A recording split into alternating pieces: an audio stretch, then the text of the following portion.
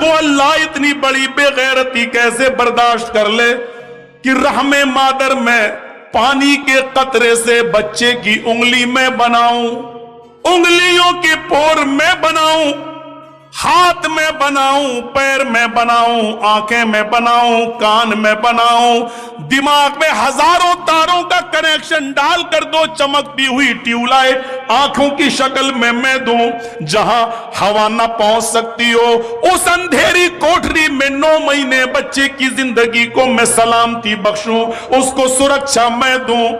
تیری ماں کھانا کھا رہی تھی اور اللہ تعالیٰ تجھے تیری ماں کے پیٹ کے اندر تیرا پیٹ بنا رہا تھا، تیری ماں سو رہی تھی، اللہ تیری ماں کے پیٹ کے اندر تیری آنکھیں بنا رہا تھا، تیری ماں کھانا بنا رہی تھی اور اللہ تعالیٰ تیری ماں کے پیٹ کے اندر تیرے کان بنا رہا تھا، تیری ماں چل رہی تھی، تیری ماں شادیوں میں تھی، تیری ماں یہ سب کام کر رہی تھی اور اللہ اپنا کام کر رہا تھا۔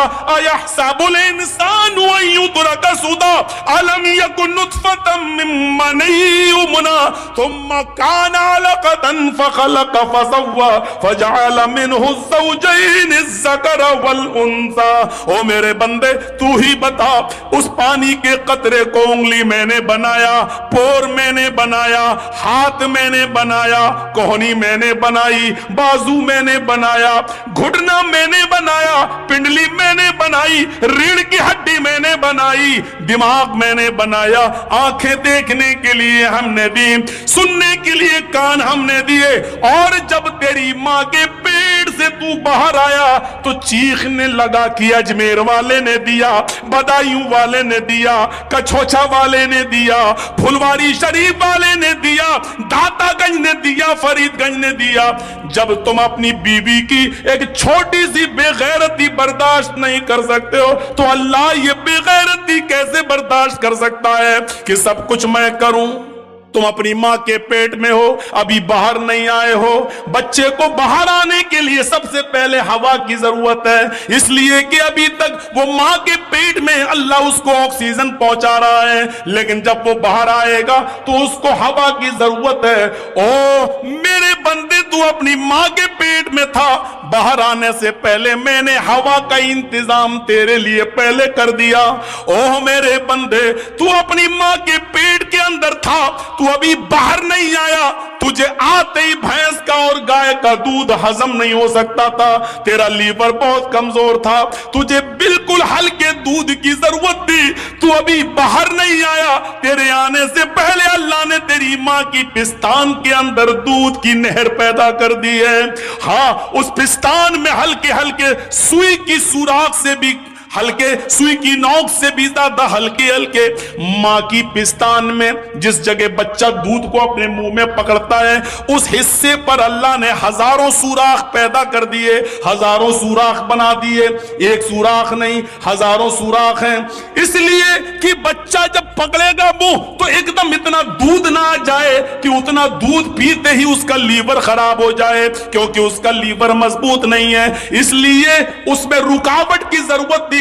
اللہ نے ماں کی پستان میں اتنے سوراخ کر دیے کہ بچہ چاہے جتنا زور سے دودھ کو چوسے اتنا ہی ایک بوند یا 2 بوند ہی آئے گا جو بچہ آسانی سے پیٹ میں لے سکتا ہے اور اس کا لیور اس کو آسانی سے ہضم کر سکتا ہے۔ یہ سارے کام رحم مادر میں کروں اور پیدا ہونے کے بعد یہ کہہ دو کہ یہ تو اجمیر والے نے دیا، بدایوں والے نے دیا، فلاں نے دیا، فلاں نے دیا۔ میرے بندے، یہی شرک ہے جو میں برداشت نہیں کر سکتا۔ اے معاذ لا تشرک باللہ شیئا ان قتلتا او حرقتا، اے معاذ اللہ کے ساتھ کبھی کسی کو شریک مت کرنا، چاہے تمہیں قتل کر دیا جائے یا جلا کر تمہیں راکھ کر دیا جائے۔ یہ اسلام کی بنیادی چیزوں میں سے پہلی چیز تھی، اس لیے بتا دیا کہ شرک مت کرنا۔ اللہ کو سب کچھ گوارا ہے لیکن شرک گوارا نہیں ہے۔ سب کچھ میں کروں پھر میرا نام کے بجائے کسی دوسرے کا ٹائٹل، اور ٹائٹل بھی اس کا جو اتنے کمزور، اتنے کمزور کہ ان الذین تدعون من دون اللہ لن یخلقوا ذبابا، کشمیر سے کنیا کماری تک، بریلی سے بغداد تک سب مل جائیں تو ایک مکھی بھی پیدا کرنے کی طاقت نہیں رکھتے. کمزور ہیں تو اتنے، اور تم ان کو کہو کہ اس نے دیا. کمزور ہیں تو اتنے کہ مکھی اگر کوئی چیز لے کے اڑ جائے تو یہ مکھی کو پکڑ کر ان سے جو چیز لے کر گئی ہے اس سے وہ چیز واپس لینے کی بھی طاقت نہیں رکھتے. اتنے کمزور، اور تم ان کا نام لو، میرا نام ہٹا کر، میرا ٹائٹل ہٹا کر. تو یہ شرک اللہ رب العالمین برداشت نہیں کرتا. پہلی چیز. دوسری چیز آئیے، اور یہ حقیقت ہے، ہندو دھرم کی کتابیں بھری پڑی ہیں اس سے. نہ تسّ پرتما استی، اس ایشور کی کوئی پرتما نہیں ہے، کوئی مورتی نہیں ہے. نیہ آکارم استی، اس کا کوئی آکار نہیں ہے. چاہے کتنا بنا لو، رام کی، لکشمن کی، ہنومان کی، شنکر کی مورتی چاہے کتنا بنا لو، کچھ بھی کہہ لو، اوم نراکارم است، وہ نراکار ہے، اس کا کوئی آکار ہے ہی نہیں. نہ تس پرتما است، دنیا میں کوئی اس کی مورتی بنا ہی نہیں سکتا، اس لیے کہ اس کی کوئی شکل ہے ہی نہیں. پھر اس کی شکل کیسے بنا سکتے ہو؟ لیس کمثلہ شیء، اللہ کے مثل کوئی چیز ہے ہی نہیں. وہ تو نور ہے، وہ تو نور ہے. قرآن بھی یہی کہتا ہے، وید بھی یہی کہتے ہیں. یچتیو یوپم مما نستسما دیوی شوریریشا، اس سے مانگو وہی سب کچھ دینے والا ہے. نستسما دیوی شوریریشا، اس کے علاوہ اس کے اترکت کوئی نہیں ہے جو تمہیں کچھ بھی دے سکے. بلکہ دیوی شو آیا، کوئی بھی دیوی دیوتا تمہیں کچھ بھی نہیں دے سکتا. نستسما دیوی شوریریشا، اس ایشور کے، اس اللہ کے علاوہ کوئی دیوی دیوتا نہیں جو تمہیں کچھ بھی دے سکے. کچھ دینے کی چھمتا کسی کے اندر نہیں ہے، جو کچھ بھی ہے وہ اللہ.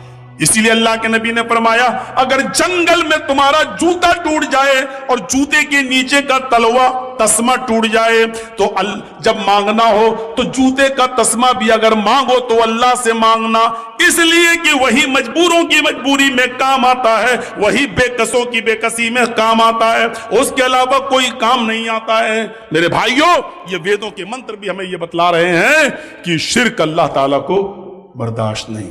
دوسری چیز موجودہ حالات کے تحت، پہلی چیز یاد رکھنا، 5 چیزیں ابھی میں گنا رہا ہوں.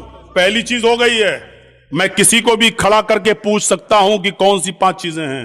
10 تو یاد نہیں ہوگی، 5 پہلے. پہلی چیز شرک مت کرنا.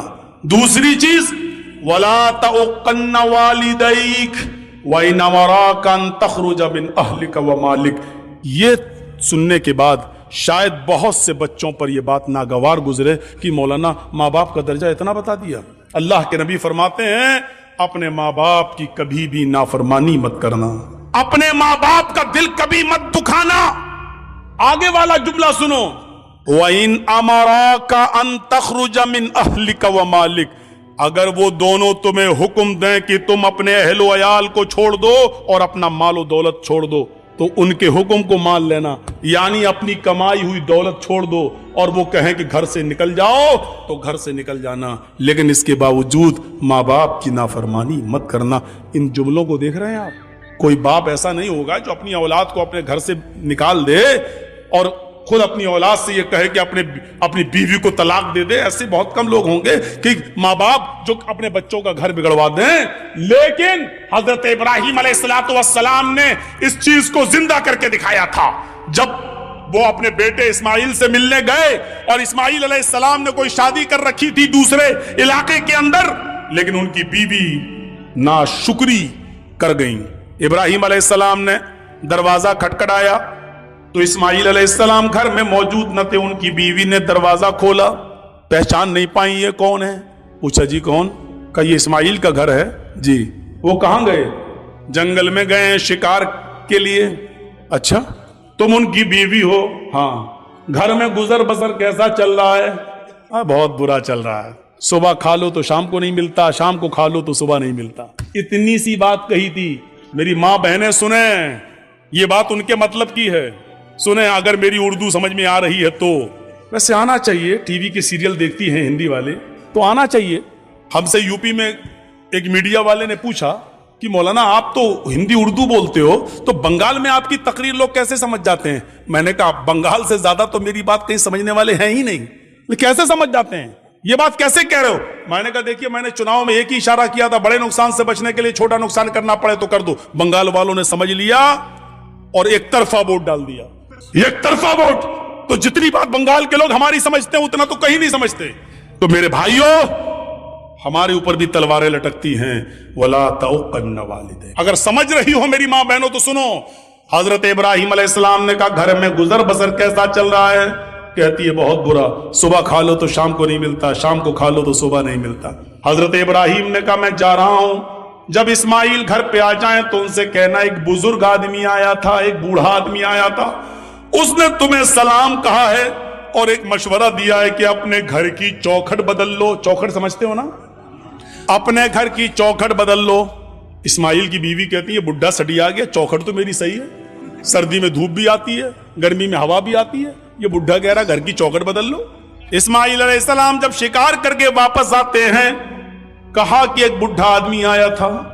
آیا ہوگا, ہاں, پھر سلام کا, اچھا سلام کہا, سمجھ گئے کہ میرے باپ ہیں. جی اور پتہ نہیں, اور کہا کہ پتہ نہیں والی بہکی باتیں کر رہا تھا, بڈھا تھا سٹیا گیا تھا. کہ نہیں بتاؤ تو کیا کہا اس نے؟ کہا اپنے گھر کی چوکھٹ بدل لینا. کہا بیوی تم نے کیا کہا اس سے؟ کچھ نہیں, اس نے پوچھا تھا گھر کا گزر بسر کیسا چل رہا, میں نے کہہ دیا بہت برا, صبح کھا لو تو شام کو نہیں ملتا, شام کو کھا لو تو صبح نہیں ملتا. اوف, آئے میری بیوی, وہ بڈھا میرا باپ تھا, تم اس کی بہو ہو, اور اس نے جو یہ کہا کہ اپنی چوکھٹ بدل لینا, اس کا مطلب یہ کہ اس نے تمہیں طلاق دینے کا حکم دیا ہے مجھے. اس نے اشارہ کر دیا ہے کہ گھر کی چوکھٹ ٹھیک نہیں ہے. آپ کی بیوی تو ایسی ہونی چاہیے, چاہے اسے کھانا ملے یا نہ ملے, ہر حال میں وہ اللہ کا شکر ادا کرے, اور اس کو یہ کہنا چاہیے کہ ہم ہر حال میں اللہ کا شکر گزار ہیں, اس نے جس حال میں مجھے رکھا ہے ٹھیک ہے. لیکن تم نے یہ جملے نہ بول کر یہ کہہ دیا بہت برا حال ہے, صبح کھا لو تو شام کو بھوکی رہتی ہوں, شام کو مل جائے تو صبح بھوکی اٹھتی ہوں. یہ جملے تم نے کہا, تم نے اپنے رب کی ناشکری کی, اللہ کی نافرمانی کی ہے, ناشکری کی ہے, اور میرے باپ نے تمہیں طلاق دینے کا حکم دیا ہے. اب تم ایک پل بھی میرے ساتھ نہیں رہ سکتی ہو, میں تمہیں طلاق دے رہا ہوں. اتنی سی بات پر طلاق, تم تو اپنے شوہروں سے پتہ نہیں کیا کیا کہہ دیتی ہو. جا, پورے مہینے کی تنخواہ مل گئی, فیئر اینڈ لولی کب کی ختم ہو گئی ابھی تک نہیں لا رہے, پاؤنڈز کریم کب کی ختم ہو گئی ابھی تک نہیں لا رہے, جب سے تمہارے گھر میں آئی ہوں پریشانی تو ہوں, آرام ملا کب؟ یا اللہ کتنے خطرناک جملے ہیں. ان جملوں کو زبان سے کہنے سے پہلے تیری زبان کٹ کے زمین پر گر کیوں نہیں گئی؟ یہ زمین پھٹ کیوں نہیں گئی؟ تو اس زمین کے اندر سما کیوں نہیں گئی؟ کیسے یہ جملے تیرے منہ سے نکل جاتے ہیں؟ دوبارہ انہوں نے جب دوسرا نکاح کیا اور شادی کی, پھر ایک عرصے کے بعد ابراہیم علیہ السلام جب دوبارہ گئے, اسماعیل شکار کے لیے گئے ہوئے تھے, دروازہ کھڑکھڑایا, دوسری بیوی نکل کے آئی. آپ کون؟ کہ میں فلاں جگہ سے آیا ہوں. اسماعیل کہاں ہے؟ وہ شکار کرنے گئے ہیں. اچھا یہ بتاؤ کہ تمہارا گزر بسر کیسا چل رہا ہے؟ الحمدللہ بہت اچھا, ہر حال میں اللہ کا شکر ہے, اللہ تعالیٰ نے مجھے جس حال میں رکھا ہے میں اس حال میں خوش ہوں. ابراہیم علیہ السلام نے کہا جب اسماعیل آ جائیں تو کہہ دینا ایک بزرگ آیا تھا, اس نے تمہیں سلام کہا ہے اور کہا ہے کہ اپنے گھر کی چوکھٹ کو برقرار رکھنا. ٹھیک ہے گھر کی چوکھٹ. وہ بھی تعجب کرنے لگی, گھر کی چوکھٹ ٹھیک ہے؟ ارے ہم نے کب کہا غلط ہے, تم ہوتے کون مشورہ دینے والے, ٹھیک ہے تو ٹھیک ہی ہے. جب بیوی کو پوری بات بتائی, بیوی نے اسماعیل کو تب کہا کہ وہ چوکھٹ تم ہو, اور ابراہیم علیہ السلام میرے باپ نے کہا اس کو برقرار رکھنا کیونکہ تم نے اللہ کا شکر ادا کیا ہے. شکر گزار عورت کو تو پورا واقعہ بتانے کا مقصد یہ کہ ماں باپ کی بات ماننا. گھر بار سے نکالنے کو کہیں تو نکل جاؤ, لیکن ماں باپ کے سامنے اف بھی مت کرنا. کتنے لوگ ہم سے ملتے, مولانا میری اولاد میرا کہنا نہیں مانتی, مولانا میری اولاد میرا کہنا نہیں مانتی. کچھ ایسی تقریر کرنا کہ اولاد کو کچھ اثر ہو.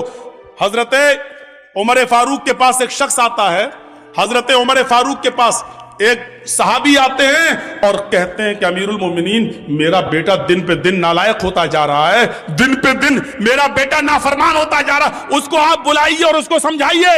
سنو, ابراہیم حضرت عمر نے کہا اچھا بلاؤ بیٹے کو. بیٹے کو بلایا گیا.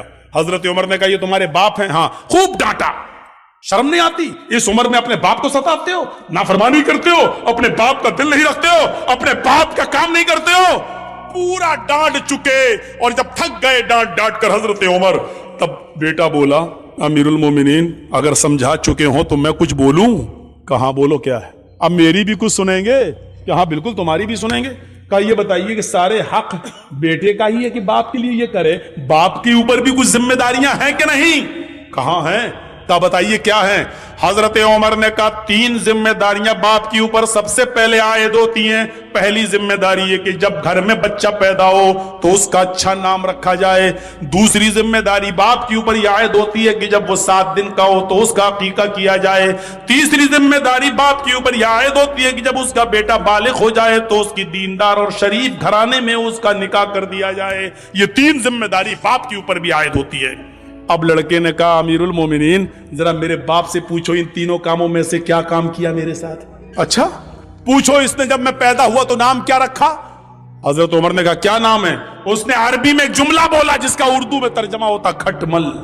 کیا نام ہے تمہارا؟ کہا کھٹمل. کہ یہ نام رکھا ہے میرے باپ نے. 7ویں دن کا ہوا پوچھو عقیقہ کیا؟ نہیں کیا. اور جب بالغ ہوا تو میری شادی بھی کر دی. پوچھو دیندار لڑکی سے کی؟ کہا کیسی لڑکی سے کی؟ کہا ڈائن سے کر دی. وہ ہمیں اس کی خدمت ہی نہیں کرنے دیتی ہے. وہ کہتی ہے ہٹ نہیں تیرا باپ نے چل. وہ ہمیں سمجھنے ہی نہیں دیتی. جب میرے باپ نے ہی میرے حقوق ادا نہیں کیے تو مجھ سے کیا امید رکھی جا رہی ہے. اب حضرت عمر نے باپ کو ڈانٹا. دونوں طرف ہیں اسلام کے معاملات لیکن ماں باپ کو ایک درجہ حاصل ہے. کچھ دنیا میں ایسے لوگ بھی گزرے ہیں کہ جب مامون رشید کا خطاب آیا خلیفہ جب مامون رشید کا خطاب آیا تو یحییٰ برمکی اور اس کا بیٹا فضل برمکی اور اس کا بیٹا یحییٰ برمکی یہ دونوں کے دونوں مامون رشید کے خطاب میں آ گئے اور جیل میں ڈال دیے گئے. فضل برمکی اور یحییٰ برمکی باپ بیٹے دونوں جیل میں ڈال دیے گئے. باپ بہت بوڑھا ہو چکا ہے. سردی کی رات ہے. فجر کی نماز میں باپ کو وضو بنا کے نماز پڑھنا ہے. بیٹا دیکھ رہا ہے کہ جیل میں گرم پانی کا انتظام نہیں ہے. کیا کیا جائے؟ تو بیٹے نے تانبے کے لوٹے میں عشاء کی نماز پڑھنے کے بعد پانی بھر لیا اور اپنے باپ کو سلا دیا کہ ابو آپ سو جائیے. اس جیل کے اندر یحییٰ برمکی سو رہے ہیں اور ان کا بیٹا فضل برمکی تانبے کے لوٹے میں پانی لے کر اپنے پیٹ میں لگا لیتا ہے. عشاء کی نماز کے بعد اپنے پیٹ پر وہ پانی کے لوٹا لگا لیتا ہے تانبے کا لوٹا اور فجر کی اذان تک لگاتا ہے کہ پیٹ کی گرمی سے اس ٹھنڈے پانی میں کچھ گرمی آ جائے, اس تانبے کے لوٹے میں کچھ حرارت آ جائے اور صبح جب فجر کی نماز میں میرے باپ وضو بنائے تو میں تھوڑا گرم پانی اپنے باپ کو دے سکوں.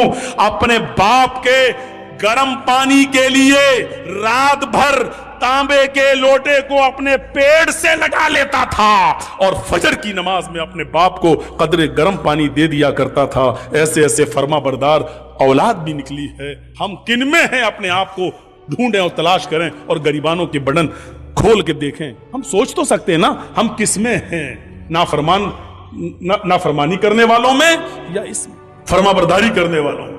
وَقَضَى رَبُّكَ أَلَّا تَعْبُدُوا إِلَّا إِيَّاهُ وَبِالْوَالِدَيْنِ إِحْسَانًا. اللہ کے علاوہ عبادت کسی کی نہیں اور عبادت کے فوراً بعد ماں باپ کے ساتھ احسان کرو. وَبِالْوَالِدَيْنِ إِحْسَانًا. میں بڑے تعجب میں تھا کہ اللہ نے یہاں پر احسان کیوں کہا ہے. احسان کے اندر ہر نیکی شامل ہے. یہ نہیں کہا اللہ تعالیٰ نے کہ ماں باپ کے ساتھ ان کی بیماری میں اچھا سلوک کرو. یہ نہیں کہا. یہ نہیں کہا کہ ان کو کھلاؤ. یہ نہیں کہا کیونکہ اگر کہہ دیتا کھلاؤ تو ایک ہی معنی ہوتا. لیکن اللہ نے کیا کہا وَبِالْوَالِدَيْنِ إِحْسَانًا. احسان کرو. احسان کا مطلب اگر ان کو دوا کی ضرورت ہے تو دوا لا کر دو. اگر وہ کمر کے درد کے شکار ہے بستر پہ لیٹے رہتے ہیں, انہوں نے کہا کہ بیٹے مجھے ذرا باہر بیٹھنے کا دل کر رہا ہے, تو اپنی پیٹھ پر لاد کر ان کو گھر کے باہر ان کو ہوا کھلاؤ بٹھاؤ. اگر ان کا دل کہتا ہے کہ بیٹے مجھے فلاں جگہ لے کے چلو تو ان کو اپنے کاندھے پہ اٹھا کر ادھر بھی لے کے جانا پڑے گا. نیکی احسان میں ہر نیکی شامل ہے. ہر نیکی جس چیز کی بھی ضرورت. حضرت عمر فاروق نے ایک صحابی کو ایک شخص کو دیکھا کہ وہ خانہ کعبہ کا طواف کر رہا ہے اور اس نے اپنی ماں کو اپنے کاندھے پر اٹھا رکھا ہے. حضرت عمر فاروق نے اس کو دیکھ کر مسکرایا, فرمایا تم نے جنت کما لی.